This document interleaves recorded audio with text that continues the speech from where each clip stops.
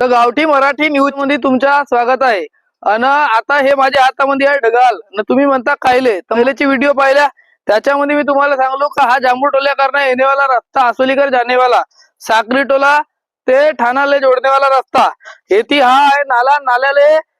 pulley आहे 4 pipe वाला ना हेती पडला एक गड्डा ना तिकडे पडलाय गड्डा ना हेती कोणी भी माणूस धसू शकते त्याच्याला एक आपल्या करणं एक सिग्नल कारण शासन प्रशासन किती दिवसाच्या बाजूने ध्यान देते तर मालूम नाही पण आपण येथे एक सिग्नल देतो लोकांना का भाऊ येथे खतरा आहे का म्हणून जरी म्हणजे कसं आहे की हे ढगाल दिसल तर कुणी नाही कुणी काही समजेलच काही काहीतरी आहे रे भाऊ म्हणून तर होऊ शकते तर आणखी आपण येथे जुगाड करून नक्की टाकून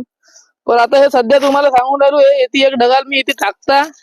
कारण लोकांना समजल्या पाहिजे येथे गडबड आहे कुस्तो दया गडबड आहे असं म्हणल्या पाहिजे येत नाही का नाही जानेवाला ना म्हणून जरी आपण येथे ढगाल मांडून तिकडं बी गड्डा आहे जी आता काका करू आपण काही समजून नाही राहिला काजा काजा करावा माणसानं आता हा एक आहे याच्यामध्ये लोकांना पहिले थोडासा टाकून ठेवला बम रज्जी रुज्जी असं येते याले बी थोडासा असा तर तुम्ही अगर इकडनं साखरी टोल्या करणं ठाण्याला जात आहाल म्हणजे जांभूळ टोला ना आसोलीच्या विचामध्ये तर जरा हिसाबाना जाया कारण की इथे पडले दोन्ही अंगा गड्डे न असे माणसाच्या हातात भिवत भिवत भिवत भिवत कारण की भेव लागते ठीक आहे आता हा गड्डा काही बुजवतात तो बी आपण पाहून पाहिलं ना तुम्ही आता हे रोड कशी चालते आता म्हणून सरी म्हणता आता मी सरपंच संघ जाऊन सरी बी बात करतात याच्या म्हणणं का काय ह्या गड्ड्यावर तर